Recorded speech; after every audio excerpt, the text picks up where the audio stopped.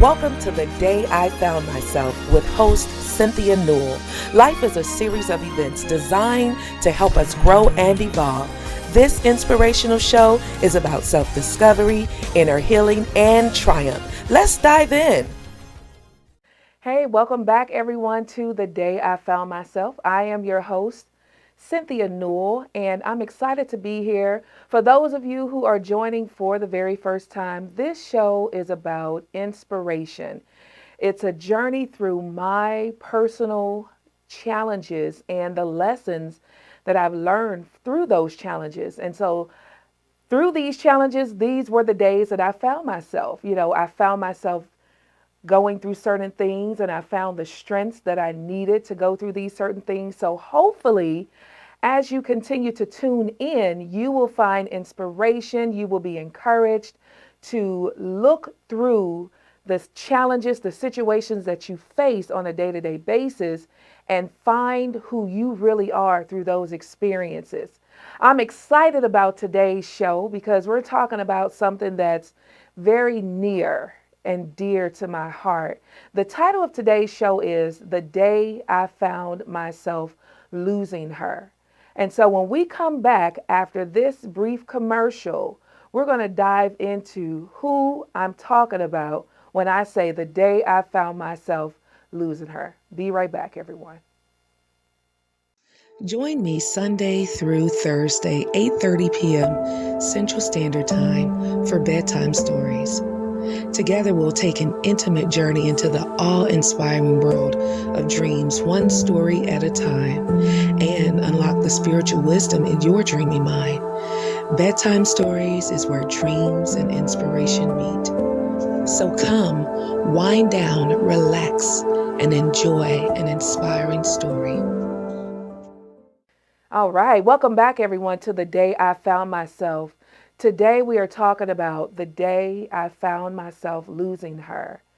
And who am I referring to? I'm referring to my best friend, Darlene Renee Boyd, who I lost to breast cancer in 2017. Now, let me tell you about Darlene. Darlene was definitely spiritually connected. We had met through our husbands. Both of our husbands grew up with each other, and because of our age gap, I thought that Darlene would kind of take and be friends with my husband's younger brother, his girlfriend, but we had more of a connection, and so we just vibed, and we became really good friends. We were both mothers, and we were both very focused on our businesses, our goals. We were both authors, writers. We were both women of faith. And we were both just passionate women. And so we vibed on a level that it was only God that brought us together.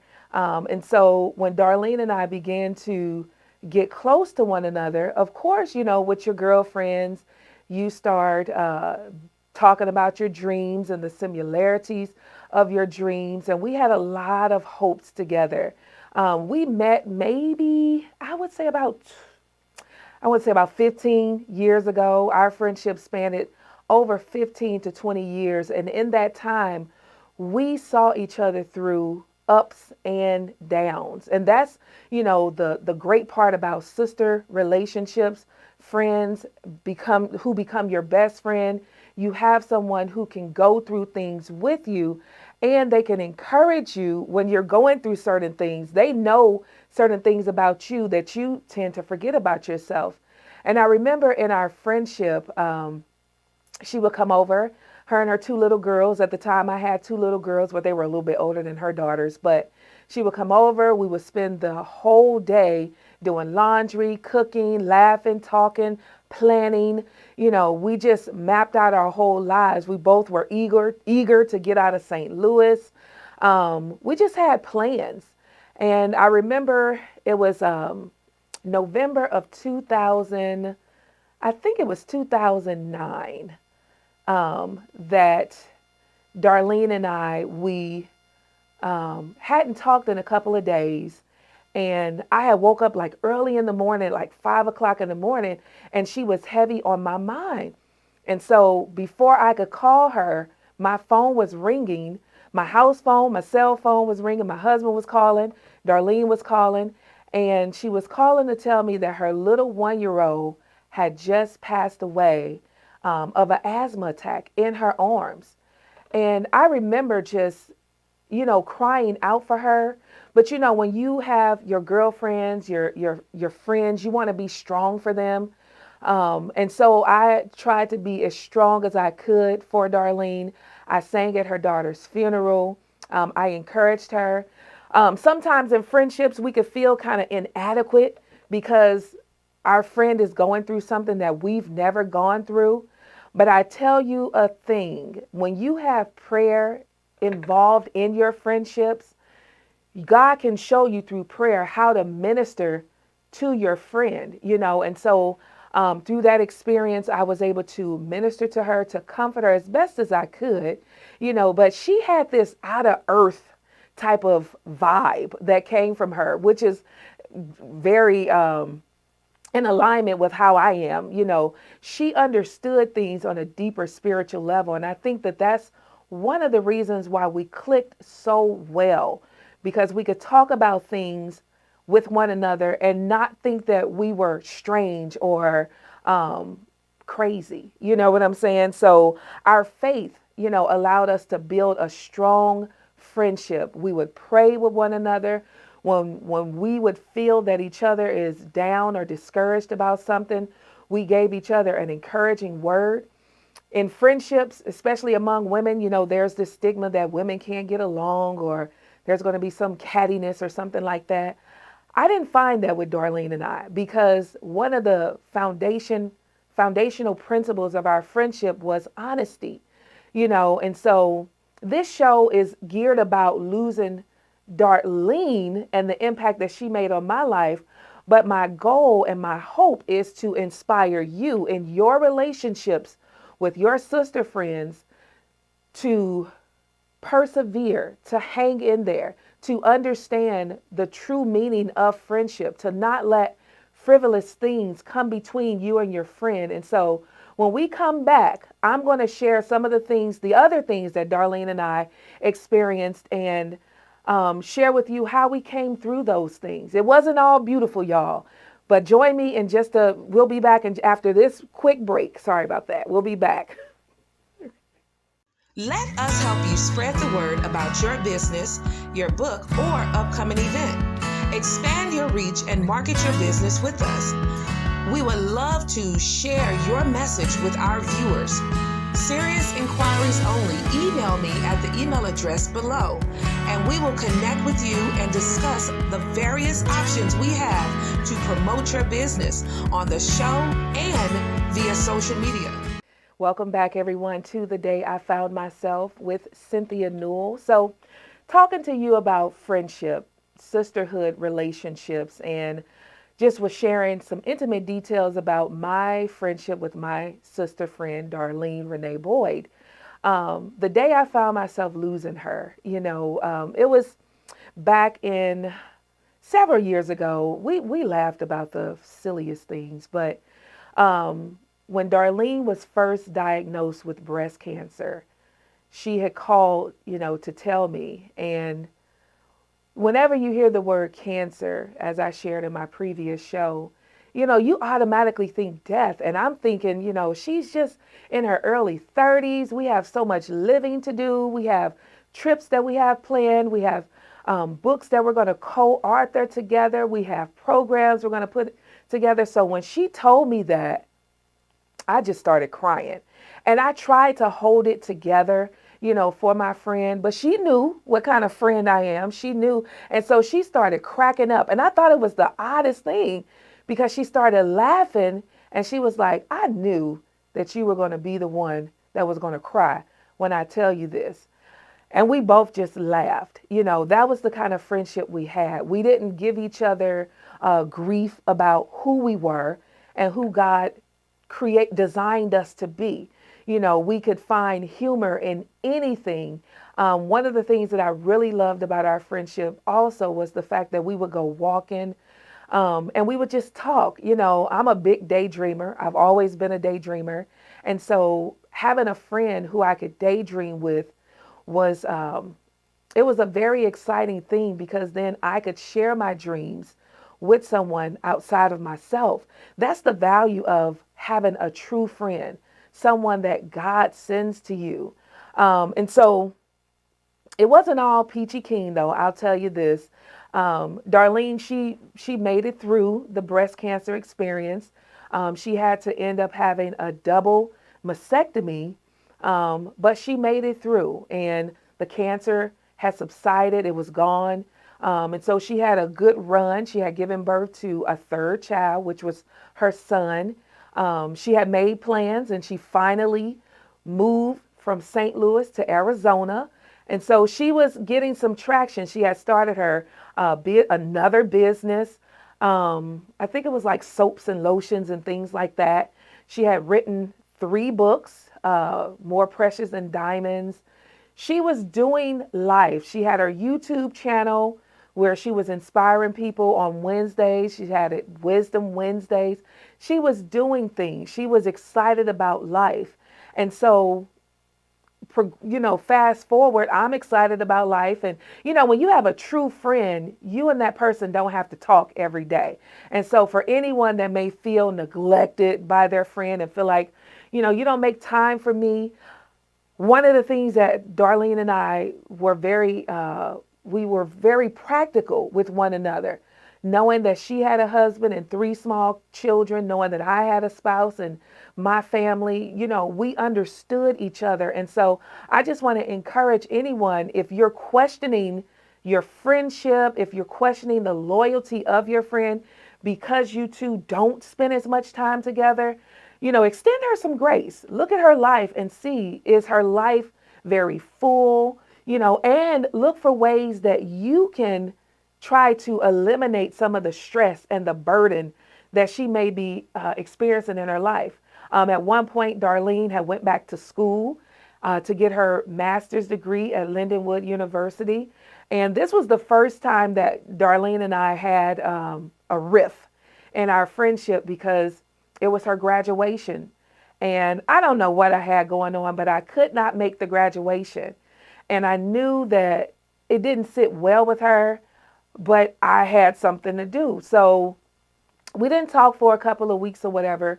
And then when we finally did speak, she shared candidly with me how disappointed she was that I was not able to make her graduation. And all I could do was apologize and help her to understand where I was at that moment, what I could commit to, what I could not commit to, and through the hurt feelings, we work through it, but sometimes we can unintentionally hurt our friends. And we have to be bold enough and brave enough to ask for forgiveness. And so that's what I did with Darlene. I asked her for forgiveness. So we're still, going through life or whatever. So we fast forward to about 2015. I had this desire to go visit Darlene. She had moved away, and I was like, you know what? I'm going to plan a trip and I'm going to come visit you. So I think I was early in my pregnancy when I decided to go visit her. It was in about April of 2015. And so I went up, got a ticket, flew up to see Darlene, and we spent time together. We cooked, we laughed, we shared, we cried. We just was inspiring to each other, and we did nothing. We laid in the bed, we talked, but I noticed that while I was there, she wasn't feeling really well. So some of the stuff, we just had to take it kind of slow. We went to the movies. She showed me around a bit. And when she saw me, she was like, man, you look small, and I'm like, yeah, I've been losing weight or whatever. And she looked kind of, concerned or whatever. Unbeknownst to us, both of us was having a cancer experience. Her cancer had come back, and I was having, I guess, my tumor in my colon, it was growing. And so I was losing a lot of weight, sick, but I felt oppressed to go see Darlene. And so while we were there, we talked and we just bonded again. And whenever God tells me to do something, I want to be found being obedient. And I just want to encourage you to do the same thing. You never know what's going to happen. You never know the reason why you're prompted to do what you're prompted to do when you're prompted to do it. So I want to encourage you to listen and to not allow pride, no matter what had happened or what happens between you and your best friend, your sister friend. Don't allow pride to keep you guys severed, to keep you not, away from each other, where you don't talk about your problems, you don't come to common ground solutions. Sometimes you just have to agree to disagree. You see things one way, the other person sees things their way. And so we had to put this in practice when in that same year, I had planned a cruise. I said I wanted to go on a cruise for my birthday, and I wanted it to be a girls' trip. And so I put the information out, and I invited family members, friends, and all of that. And Darlene was the only one that said she was coming. And so I remember telling her, I was like, well, I was hoping that more people would be able to come on the cruise with me. And so what I'm going to do is postpone the trip to next year, not knowing what next year was going to bring to me in my life. And Darlene was very upset about that, but she never would tell me why she was upset about it. And so maybe a couple of months later, she was a writer, like I said. She wrote a blog about people delaying their fun contingent upon other people. And instantly I felt like, you're talking about me. So I decided to call her and ask her, her thoughts. Why did she write this blog? And she basically told me, you don't know how much time you and I have on this earth. You're postponing a trip for us to go on. It doesn't matter how many people sign up. You and I, we make the difference. We should have gone on that trip together. And even when we were talking, I still didn't quite get the basis of her anger, so I apologized to her, but then I felt very bad. So we fast forward to 2016. That's when I started having my experience with cancer and being sick and in and out of the hospital and all of that. And so we didn't have a chance to go on the trip.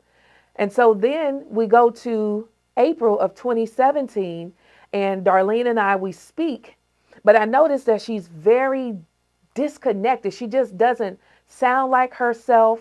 And so I asked her, I said, is there anything that I can do? She said, no, I just need some time.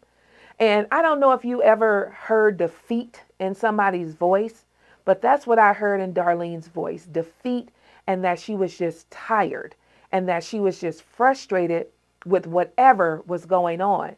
So I respected her distance that she put between us. I didn't know what she had going on, but it hurt that she had shut me out to a point where I couldn't be there for her. But sometimes we have to watch ourselves and make sure that we're not being selfish in relationships. We can't make everything about us. Sometimes we just have to learn how to be there for the other person and respect what they need from us. So, I have Darlene heavy on my heart. I know something's up, but I don't know what. I sent her a message just to tell her I'm praying for her. I love her. I really would like to talk to her. And she was just like, I just need some time. And so that crushed me because I could, again, feel that something was going on. So we fast forward to like a week later, and one of our mutual friends sent me a message and says, Darlene just passed away. And I'm like, surely this is a mistake. I didn't know how to respond. It just took me for a loop. And so I reached out to her husband, no answer. I reached out to some other friends that we had in common, nothing. And so I was just left to sit with this information of her passing away. And so I was finally able to confirm that she did indeed pass away.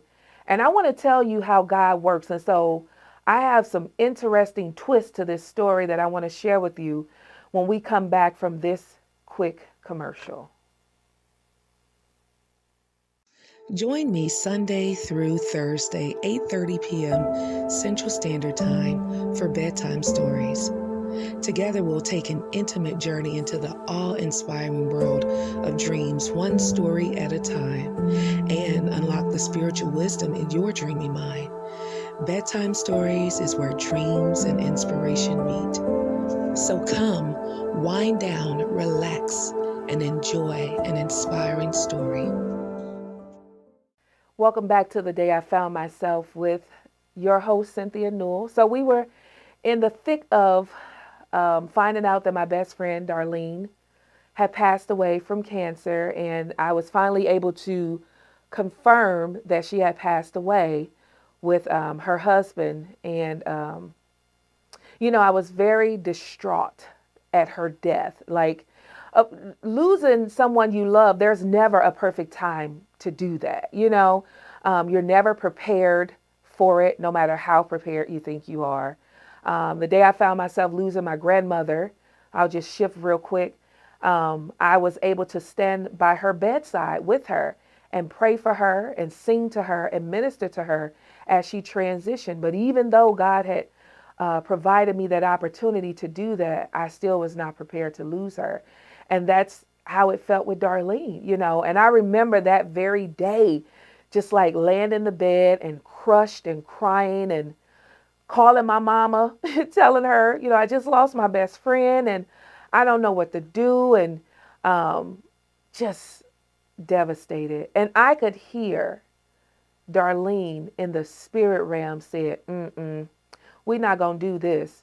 You have too much work that we have to do. So I need you to get up. I don't need you to wallow in this. I'm fine. I'm fine, sis. Get up.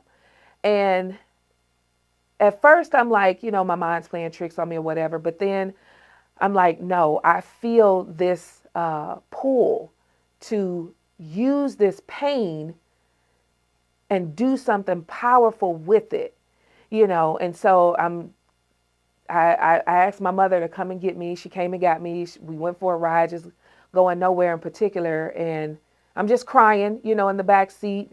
And it's like, I don't know, it's like having a good angel and then an imp on the other shoulder. It's like, you want to melt, you want to break down, and you want to just ask God why and be crushed and give up and use this as your excuse to just stop going. But God had just brought me through cancer. And so surely I was still here for a purpose, And so then I had this other voice, you have to keep going. You have to use this in a meaningful way. What can you do to commemorate your best friend? And then I said, you know what? I'm going to do a sisterhood empowerment walk. And Darlene passed in April.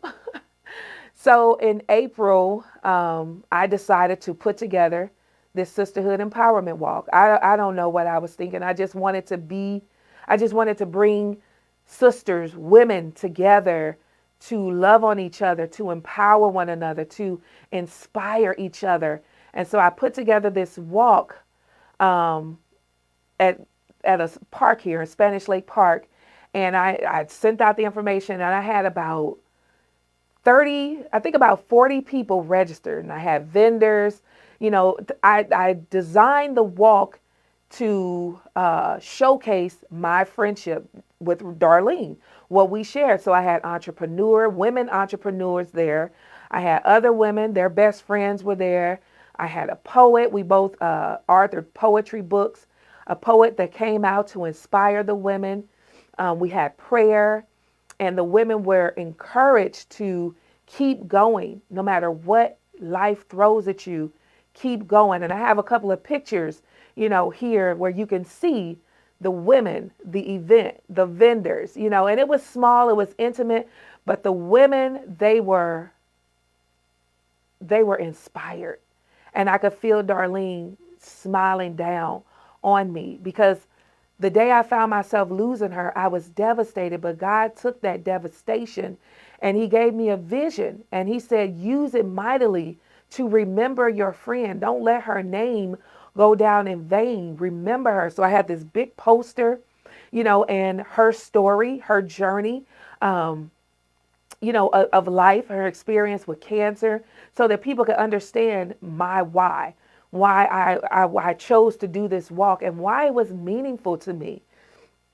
But one thing that was so eerie, maybe like after the funeral, I had flew up to Arizona, and I spoke at her funeral, even though I didn't really want to, but I spoke. I was able to speak a word to her daughters to encourage them. I was able to speak to other people to just keep pursuing your dreams, because that's one thing that I could say about my friend Darlene.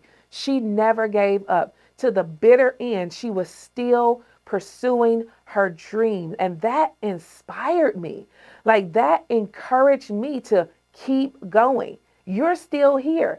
Yes, you had stage 3 colon cancer, but God delivered you of it and you're still here. So you still have time to do the things that God has told you to do, and so a little while after her death, there was this lady that was looking for me. And she was asking our mutual friends, does anybody know Cynthia? I need to get a hold of Cynthia. And so somehow we connected. I don't remember all the details, but we connected. And this lady, she just floored me. She was the nurse that was there with Darlene in her final moments. And she said that Darlene talked a lot about me and that Darlene was very concerned about me. And I'm thinking, why is she concerned?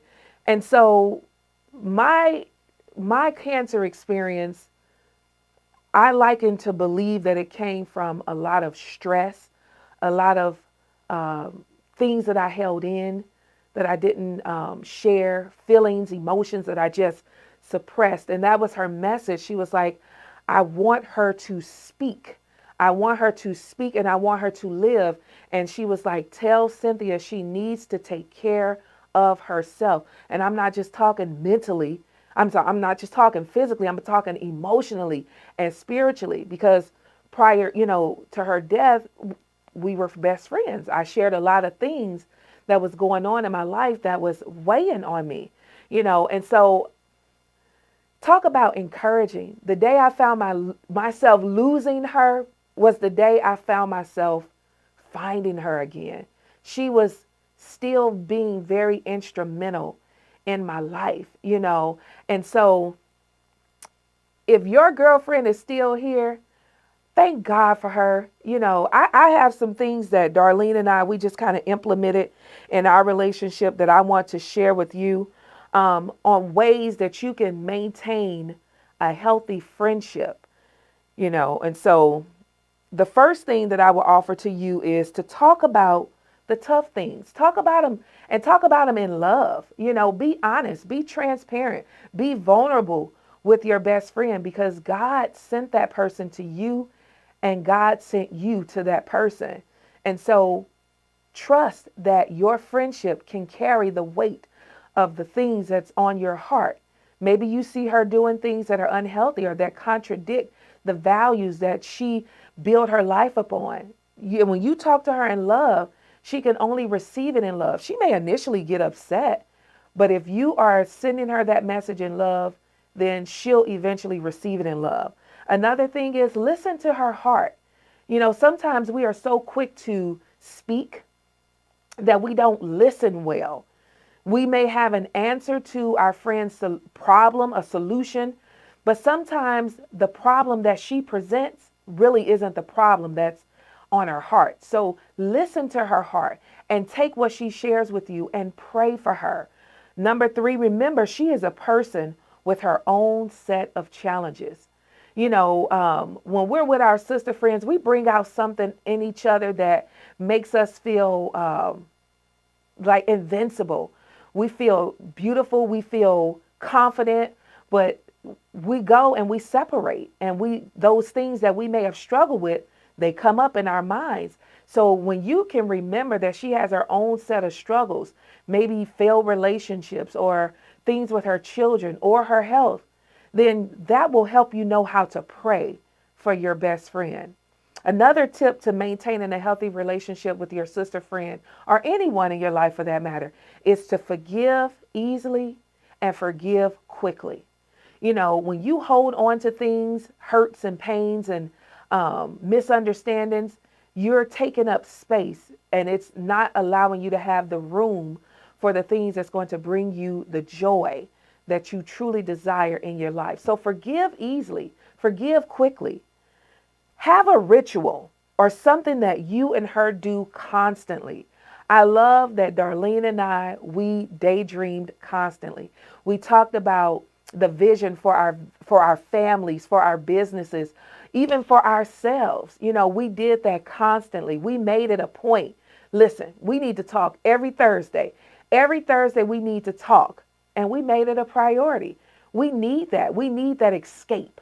So make it a priority to do something with your sister friend consistently. Another thing is pray for her. Pray for each other regularly. And when you have that ritual could be prayer. It could be sharing the things that you've overcome or the challenges you faced in the week and how you didn't know you were going to make it through, but you made it through.